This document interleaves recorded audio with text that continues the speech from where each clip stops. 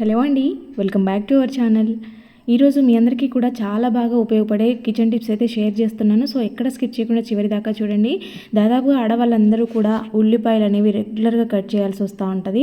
ఇవి కట్ చేస్తున్న టైంలో మనకు ఘాటుకి కళ్ళలో వాటర్ కూడా వస్తూ ఉంటాయి. అలా రాకుండా ఉండాలంటే మీరు కట్ చేసే చాకి కొంచెం లైట్గా ఉప్పు తీసుకొని స్ప్రెడ్ చేసేసుకున్న తర్వాత కట్ చేసి చూడండి. అస్సలు వాటర్ కళ్ళలో నుంచి రాకుండా మీరు ఈజీగా కట్ చేసేయచ్చు. ఇంకోటి, ఇక్కడ మనము ఇలాంటి తొడిమెలు కాడలు తీసేస్తూ ఉంటాము. ఉల్లిపాయ కట్ చేసినప్పుడు కింద పైన కట్ చేసి ఇవైతే పడేస్తూ ఉంటాం కదా. వీటితో అయితే చాలా మంచి టిప్ అనమాట. ఇలాగా ఏదైనా మీ ఇంట్లో ఉన్న ఎక్స్పైర్ అయిన ట్యాబ్లెట్ కానీ, లేదంటే వాడుకోకుండా పడేసే ట్యాబ్లెట్, లేదంటే మీకు ఈ సమస్య ఎక్కువ ఉందంటే ఒక ట్యాబ్లెట్ ఏదో ఒకటి తీసుకొని ఇలాగా పౌడర్ చేసేసి వీటిపైన ఇలాగా వేసేయండి. పౌడర్ లాగా అయిపోతుంది కదా ట్యాబ్లెట్ అంతా. అప్పుడు వీటిపైన ఇలాగా చేసేసి, మీ ఇంట్లో ఎక్కువగా బల్లులు తిరుగుతున్నాయి, బొద్దింకలు ఎక్కువగా ఉన్నాయి, వీటి ప్రాబ్లం ఎక్కువగా ఉంది అనుకుంటే ఇలాగా కట్ చేసిన వీటిపైన ఈ పౌడర్ స్ప్రెడ్ చేసేసి కిచెన్లో మీరు ఎక్కడెక్కడ ఈ ప్రాబ్లం ఎక్కువగా ఉందో అక్కడంతా కూడా అక్కడొకటి పెట్టేసేయండి. డస్ట్బిన్ల దగ్గర, సింక్ కింద, ఒక గ్యాస్ దగ్గర, ఇలా ఐటమ్స్ దగ్గర, స్టవ్ కింద ఇలా పెట్టేసేయండి.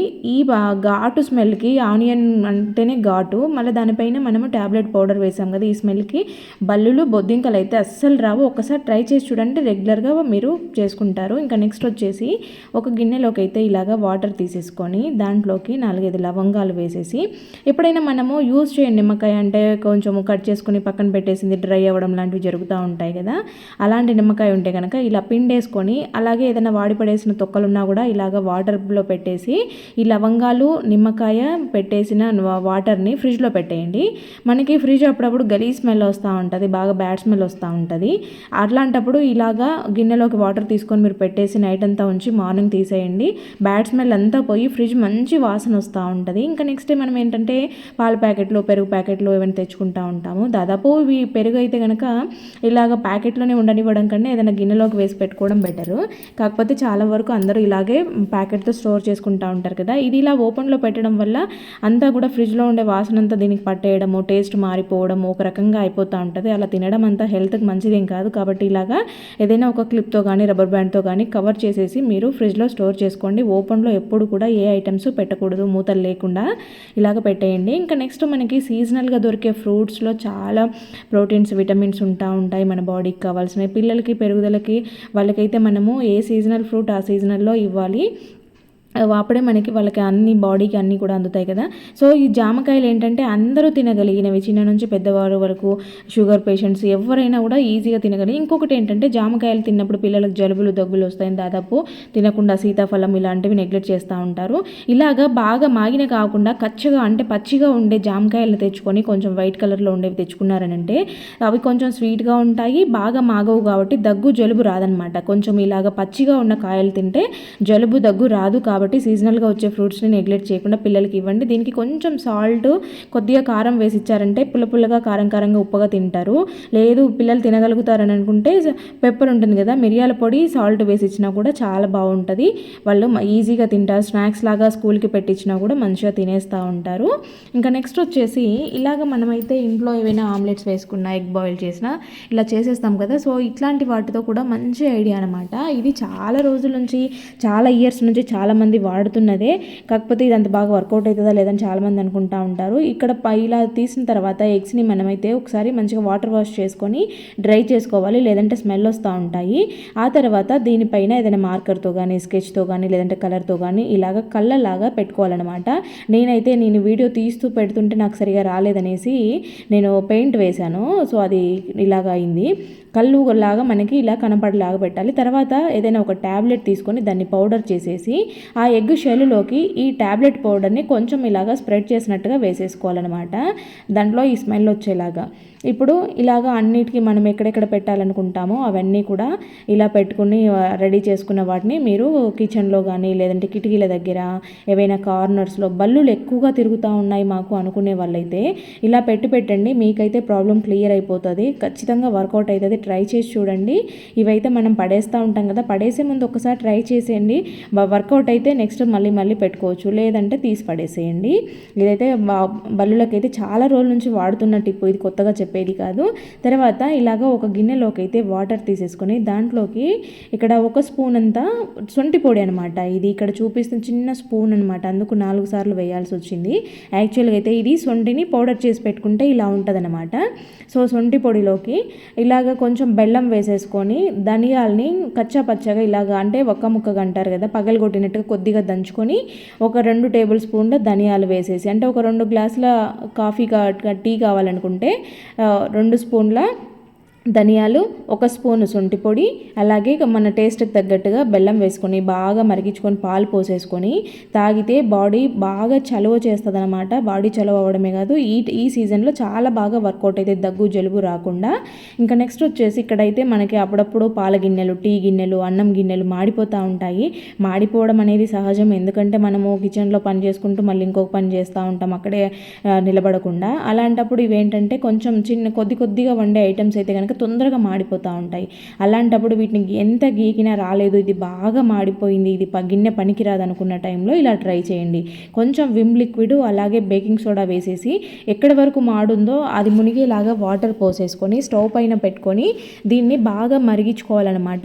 మీరు ఇక్కడ అబ్జర్వ్ చేయండి, ఇది మొత్తం కూడా బేకింగ్ సోడా విమ్ లిక్విడ్ అంతా కూడా వాటర్లో బాగా మరుగుతున్నప్పుడు ఆ కింద ఉన్న పెచ్చులు అనేవి నానిపోయి బాగా నీట్గా పైకి లేసొస్తూ ఉంటాయి. ఇక్కడ చూడండి, ఇది నురుగు వచ్చే టైంలో పైన అంతా కూడా నల్లగా కనిపిస్తుంది కదా, స్పూన్ పెట్టకముందే అదంతా లేస్తుంది, అంటే దానంతటికి అదే వచ్చేస్తుంది. మనం ఏం రుద్ది కడగాల్సిన అవసరం లేదు, దాన్ని గీకాల్సిన అవసరం లేదనమాట.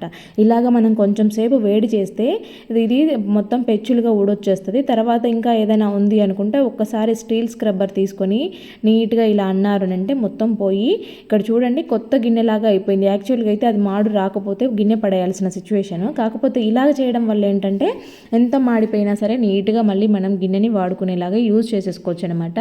ఇంకా పిల్లలు కానీ పెద్దవాళ్ళు కానీ, అంటే ఆఫీస్లకు వెళ్ళే వాళ్ళు, స్కూల్ పిల్లలు క్యారీలు ఎత్తుకుపోతూ ఉంటారు కదా, సో వాళ్ళైతే రెగ్యులర్గా ఈ ప్రాబ్లం ఫేస్ చేస్తూ ఉంటారు. సో ఇక్కడ చూడండి, బాటిల్ అయితే ఇలా పెడితే పడిపోతూ ఉంటుంది. అది ఏ క్యారీ బ్యాగ్ అయినా సరే, ఎలాంటి బ్యాగ్ అయినా సరే పడిపోతూ ఉంటుంది కదా. సో పిల్లలు ఏంటంటే మూతలు సరిగా పెట్టుకోకుండా ఉంటారు, వాటర్ అన్ని డ్రాప్స్గా కారిపోవడం, బ్యాగ్ అంతా నానిపోవడము, ఆ బ్యాగ్ నానిపోయి గలీజ్ వాసన వస్తూ ఉంటుంది, కిందంతా మట్టి అవుతూ ఉంటుంది, మురికి అవుతూ ఉంటుంది. అలా కాకుండా ఉండాలి అంటే ఈ చిన్న టిప్ ఫాలో అవ్వండి. మన ఇంట్లో అయితే ఇలాంటి రబ్బర్ బ్యాండ్లు ఉంటాయి కదా, కొంచెం మందంగా ఉండేవి, మరీ చిన్నవి కాకుండా కొంచెం పెద్ద సైజు ఉండేవి, అంటే మీ బాటిల్ సైజుకి తగ్గట్టుగా ఉండే రబ్బర్ బ్యాండ్ని తీసుకొని క్యారీ బ్యాగ్ అయితే ఒక పిన్నిస్తో ఇలాగా పెట్టుకోండి. లేదంటే పర్మనెంట్గా ఉండాలంటే ఒక స్టిచ్ వేసినా సరిపోతుంది. ఇలా పెట్టుకున్నారు అంటే అవి పడిపోకుండా నీట్గా ఉంటుంది అనమాట. వాళ్ళకి బ్యాగ్ తడవడం ఇలాంటివి జరగవు, వాటర్ ఒలికిపోయే ఛాన్సెస్ కూడా ఉండవు అన్నమాట. ఇంకా అంతేకాకుండా మనము ఏదైనా రసము, సాంబార్ లాంటివి పెట్టించే వాళ్ళైతే కనుక ఇలాంటి టంబ్లర్లో పోసిస్తూ ఉంటారు. అలాంటప్పుడు కూడా అవంతా బ్యాగ్ అంతా కారిపోతుందని అనుకుంటూ ఉంటాం కదా, సో అట్లా కూడా ఇది చాలా బాగా యూజ్ అవుతుంది. మజ్జిగ లాంటివి పెట్టుకునే వాళ్ళు ఉంటారు. ఇట్లా మనం ఒక రబ్బర్ బ్యాండ్ పెట్టుకున్నామనంటే నీట్గా బ్యాగ్లో పడిపోకుండా ఉంటుంది. ఇది కావాలన్నప్పుడు పెట్టుకోవచ్చు, మళ్ళీ తీసేసుకోవచ్చు కూడా. ఇంకా నెక్స్ట్ వచ్చేసి ఇక్కడైతే అబ్జర్వ్ చేయండి, లోపలికి జిప్ అనేది బయటకు ఉండిపోయి జిప్పుకి తగులుకొని ఒక లేయర్ లాగా దారం లేసి వచ్చి జిప్పు బయటకు ఊడొచ్చేసింది అనమాట. ఒక్కొక్కసారి జిప్పు ఊడి రావడమే కాదు, ఆ పైన ఉండేది ఇరిగిపోవడం లాంటివి కూడా జరుగుతూ ఉంటాయి. విరిగిపోయినప్పుడు మనకి మళ్ళీ పెట్టుకునే ఛాన్సెస్ ఉండవు. ఇంకా దాన్ని అలాగే వాడుకోవడం ఇబ్బందిగా, లేదంటే పక్కన పడేం చేస్తూ ఉంటాము. అలాంటప్పుడు ఇలాంటిది ఒక సేఫ్టీ పిన్ తీసుకొని ఇలాంటి చిన్న బీడ్స్ మన ఇళ్ళలో ఏదో ఒక దానికి వచ్చే ఉండడము, మనం ఎప్పుడైనా తెచ్చిపెట్టుకోవడం జరుగుతూ ఉంటుంది కదా, ఇలాంటివి ఏవైనా ఉంటే మీకు బ్యాగ్కి తగ్గట్టుగా కలర్ కాంబినేషన్ ఉంటే పెట్టుకోవడము, లేదంటే ఏవైనా ఇలాగా మ్యాచింగ్ లేకపోయినా పెయింట్, నెయిల్ పాలిష్ వేసి పెట్టుకోవడం లాంటివి చేశారు అంటే మీకు మళ్ళీ చక్కగా బ్యాగ్ని అయితే యూజ్ చేసుకోవచ్చు అనమాట. ఇలాగా మాకు పిన్నిస్ అంత గలీజ్గా కనబడుతుంది, అవసరం లేదు అనుకుంటే కనుక చిన్న రబ్బర్ బ్యాండ్స్ ఉంటాయి కదా, సో ఇలా సన్నగా ఉండే రబ్బర్ని బ్యాగ్ కలర్ రబ్బర్ తీసుకొని ఇలా పెట్టుకున్నారని అంటే చక్కగా వర్క్ చేసుకోవచ్చు. బ్యాగ్ పక్కకు పడేయాల్సిన పని లేకుండా కొద్ది రోజులు యూజ్ చేసుకోవచ్చు. ఇంకా రెగ్యులర్గా మనం చేసే పని ఏంటంటే బయటికి వెళ్ళే టైంలలో కీస్ని బ్యాగ్లో పడేస్తూ ఉంటాము. అవి ఇంటి కీస్ అయినా, బండి కీస్ అయినా, షాపింగ్ చేస్తూ ఉన్నాడు మొత్తం కూడా దాంట్లో పడేస్తూ ఉంటాం. ఆడవాళ్ళ బ్యాగ్ అంటే ఇంత గందరగోళంగా ఉంటుంది. దాంట్లో కీస్ పడేస్తే సామాన్యంగా దొరకపోవడమే కదా, అసలు దాంట్లో పెట్టామా బయట పడేసామా అనే డౌట్ కూడా ఉంటుంది. ఇలాగ ఎంతమంది వెతుక్కొని ఉంటారో అందరికీ కూడా ఎక్స్పీరియన్స్ చాలానే ఉంటుంది. నాకు మెయిన్ ప్రాబ్లం ఏంటంటే కీస్ని పడేసుకోవడం కాదు కానీ ఫోన్ గ్లాస్ పగలగొట్టుకుంటూ ఉంటాను. అంటే టెంపర్ గ్లాస్ ఉంటుంది కదా, ఆ కీస్ పెట్టి నేను ఫోన్ని దాంట్లో పెట్టడం వల్ల ఏంటంటే కీస్ ప్రెస్ అయ్యి గ్లాస్కి ఎడ్జెస్ అంతా కూడా నుజ్జుగా అయిపోతూ ఉంటాయి అనమాట. చాలాసార్లు ఈ ప్రాబ్లమ్ ఫేస్ చేశాను. ఇలాగా ఒక పిన్నిస్ తీసుకొని మీరు ఏదైనా ఇక్కడ బ్యాగ్కి సైడ్లో తగిలించుకొని పెట్టుకున్నారు అంటే మీరు కీస్ మర్చిపోకుండా ఉండడమే కాదు, ఎక్కడైనా పడేసుకున్నామా అని టెన్షన్ లేకుండా, వెతుక్కునే అవసరం లేకుండా ఇలా నీట్గా సైడ్కి ఉండిపోతాయి. టైంకి ఈజీగా మనకి తొందరగా దొరకడమే కాదు, ఇప్పుడు నేను చెప్పినట్టుగా ఫోన్కి ఇలాంటివి స్పెట్స్ పెట్టుకునే వాళ్ళు ఉంటారు, గ్లాస్కి డ్యామేజ్ అవ్వకుండా కూడా నీట్గా ఉంటాయి. మరి పలుచటి లేయర్ కాకుండా కొంచెం మందంగా ఉండే క్లాత్కి పిన్నిస్ పెట్టుకున్నారు అంటే మీరు చక్కగా దీన్ని యూజ్ చేసేసుకోవచ్చు అనమాట. ఇంకా నెక్స్ట్ వచ్చేసి ఇలాంటివి డిజైన్ ఉండే బ్యాంగిల్స్, స్టోన్ బ్యాంగిల్స్, ఇలాంటివన్నీ కూడా మనము కొద్ది రోజులు వాడిన తర్వాత అవి కొంచెం పాతగా అయిపోయాయని పక్కకు పడేస్తాం, కానీ పడే బుద్ధి కాదు, అలాగే వాడుకోబుద్ధి కాదు. అలాంటి వాటితో చాలా రకాలుగా రీయూజెస్ చేసుకోవచ్చు. మన ఛానల్లో చాలా వీడియోస్ ఉన్నాయి ఓల్డ్ బ్యాంగిల్ రీయూజెస్ ఐడియాస్ అని, ఎవరికైనా ఇంట్రెస్ట్ ఉంటే ఒకసారి చూడండి. మనం ఇంట్లో కర్టెన్స్ అయితే ఇలాగా పెట్టుకొని ఉంటాం కదా, సో ఇవి ముందు ఎలా ఉన్నాయి చూడండి, లాస్ట్లో ఫైనల్ లుక్ ఎలా ఉందో ఒకసారి అబ్జర్వ్ చేయండి, మీకే అర్థమవుతుంది. ఇలాగా ఉండే మామూలుగా కిటికీకి కానీ డోర్కి కానీ రెండు కర్టెన్స్ పెడతా ఉంటాం చూడడానికి అందంగా ఉంటాయని. అలాంటప్పుడు ఇలాగా పాత బ్యాంగిల్ని ఒకటి తీసుకొని దీన్ని మంచిగా ఇలా పెట్టుకున్నామంటే చూడండి ఎంత అందంగా ఉందో. ముందు లుక్ ఎలా ఉంది, ఇప్పుడు లుక్ ఎలా ఉంది తప్పకుండా కామెంట్ చేయండి. ఇక్కడ చూస్తున్నారు కదా, ఇంత మంచి లుక్ వచ్చేస్తుంది అనమాట. ఇలాగ మనం రబ్బర్ బ్యాండ్లని కానీ లేదంటే బ్యాంగిల్స్ని కానీ చక్కగా యూజ్ చేసేసుకోవచ్చు. ఇంకా నెక్స్ట్ వచ్చేసి అందరూ కూడా ఇంట్లో రెగ్యులర్గా చేసే పని, పాత చీపురు కొంచెం పొట్టిగా అయిపోయిందని అంటే మళ్ళీ కొత్త చీపురు తెచ్చుకొని వాడుకుంటూ ఉంటాము. కానీ దీని నుంచి మనం మెయిన్ ఫేస్ చేసే ప్రాబ్లం ఏంటంటే దాని నుంచి వచ్చే డస్ట్, అదైతే చాలా చిరాగ్గా ఉంటుంది, ఇచ్చింగ్ లాగా వస్తూ ఉంటుంది. అది ఒక పెద్ద సమస్యనే చెప్పొచ్చు. చీపురు కొత్తగా కొనాలంటే నాకైతే ఎక్కువ తొందరగా కొనడానికి ఇష్టపడనమాట దీనివల్లనే. కానీ ఈజీ ప్రాసెస్లో చేసుకోవాలంటే కవర్లోనే పెట్టి నలిపేస్తే మీకు మొత్తం కవర్లోకి వచ్చేస్తుంది, బయటికి డస్ట్ రాకుండా. లేదంటే కనుక ఇలా దువ్వెనతో గీకినా కూడా వచ్చేస్తుంది. ఇంకా మీరు బయట ఓపెన్ ఏరియాలో ఉండే వాళ్ళైతే కనుక గరుకుగా ఉండే గోడకి రుద్దినా కూడా ఇదంతా వచ్చేస్తుంది అనమాట. అపార్ట్మెంట్లలో ఉండే వాళ్ళైతే కవర్లలోనే పెట్టి చేసేసుకోండి, లేదంటే బయట చేసేసుకోండి, ఇంకా మీకు అంత దురదలాగా లేకుండా ఉంటుంది. ఇలాగ ఒక పేపర్లోకి అయితే నేను 2 నాఫ్థలిన్ బాల్ అని తీసుకొని పౌడర్ చేస్తున్నాను. సో ఇది టిష్యూ పేపర్ కానీ కవర్లో కానీ ఇలాగా మీరు చేసేసుకోవచ్చు. ఇక్కడ ఇవి రెండింటిని కూడా మెత్తగా పౌడర్ అయ్యేలాగా చేసేసుకోవాలన్నమాట. ఇదేంటంటే చాలా ఘాటు స్మెల్ ఉంటుంది, దానికి తోడు నేను ఇక్కడ కొంచెం వెనిగర్ కూడా యాడ్ చేశాను. ఒక చిన్న మూత వెనిగర్ యాడ్ చేసి దాంట్లోకి సాల్ట్ వేస్తున్నాను అనమాట. వీటన్నిటిని కూడా ఇలాగా ఫోల్డ్ చేసి పెట్టేసుకొని ఏదైనా ఒక ప్లాస్టిక్ డబ్బా కానీ పనికిరానిది, లేదంటే ఇలాంటి బాటిల్స్ ఉంటాయి కదా, బాటిల్ పైన పార్ట్ని కట్ చేసుకొని మీరు బాత్రూంలో పెట్టుకున్నారనంటే ఈ బల్లులు ఎక్కువగా బాత్రూంలలో ఉన్నాయి, బట్టలు కంటుకొని ఉంటాయి అనుకునే వాళ్ళు బాగా వర్కౌట్ అవుతుంది. ఆ స్మెల్కి బల్లులు బొద్దింకలు తిరగవన్నమాట.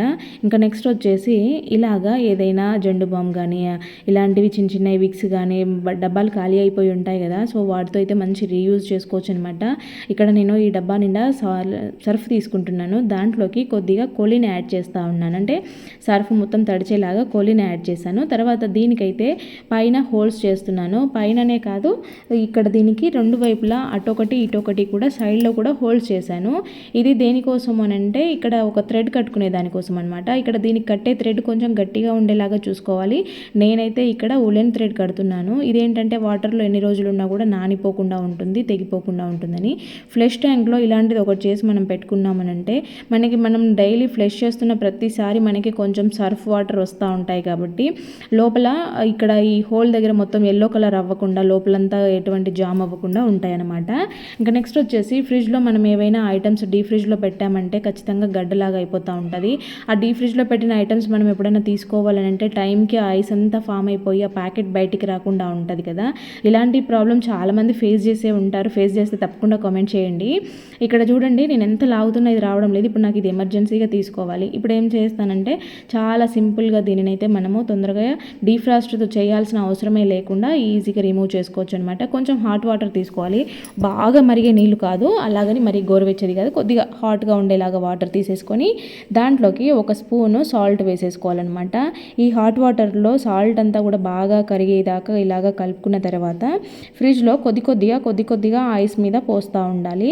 మీకు కొంచెం టైం ఉంది అనుకుంటే వెడల్పుగా ఉండే బౌల్లో పోసుకొని డీ ఫ్రిడ్జ్లో పెట్టండి, ఆ హీట్కి మెల్ట్ అవుతుంది. లేదు అప్పటికప్పుడే అర్జెంటుగా కావాలంటే ఇలాగ ఐస్ మీద పోసేయండి. అది చూడండి మనం పోస్తున్న టైంలోనే కొద్ది కొద్దిగా మొత్తం కూడా కరుగుతుంది అనమాట, ఈజీగా వచ్చేస్తుంది. ఇంకా నెక్స్ట్ వచ్చేసి నెయిల్ పాలిష్ ఎప్పుడైనా ఫంక్షన్లకు వెళ్ళేటప్పుడు హడావిడిగా పెట్టుకుంటూ ఉంటాం కదా, సో పక్కనంతా అవుతూ ఉంటుంది. కొంతమందికి నెయిల్ పాలిష్ పెట్టుకోవడం కూడా సరిగా రాదు, మొత్తం స్కిన్ కంటించుకుంటూ ఉంటారు. అలాంటి వాళ్ళు ఏంటంటే ఇలాగా ముందుగా వ్యాజ్లైన్ అప్లై చేసేసి ఆ తర్వాత నెయిల్ పాలిష్ పెట్టుకోండి. మీకు సైడ్లలో అంటదు, ఒకవేళ అంటింది అని అనిపించినా కూడా ఈజీగా రిమూవ్ అయిపోద్ది అనమాట. ఏదైనా క్లాత్ తీసుకొని ఊరుకలా అంటే వెళ్ళిపోతుంది. ఇంకా నెక్స్ట్ వచ్చేసి ఇలాంటి ఇయర్ రింగ్స్ అయితే మ్యాచింగ్ కోసం చాలా వరకు అందరూ ఎక్కువగా పెట్టుకుంటూ ఉంటారు, డ్రెస్ మ్యాచింగ్, శారీ మ్యాచింగ్. కాకపోతే ఇవేంటంటే బరువు ఎక్కువగా ఉండడం వల్ల వేలాడుతూ ఉంటాయి అన్నమాట.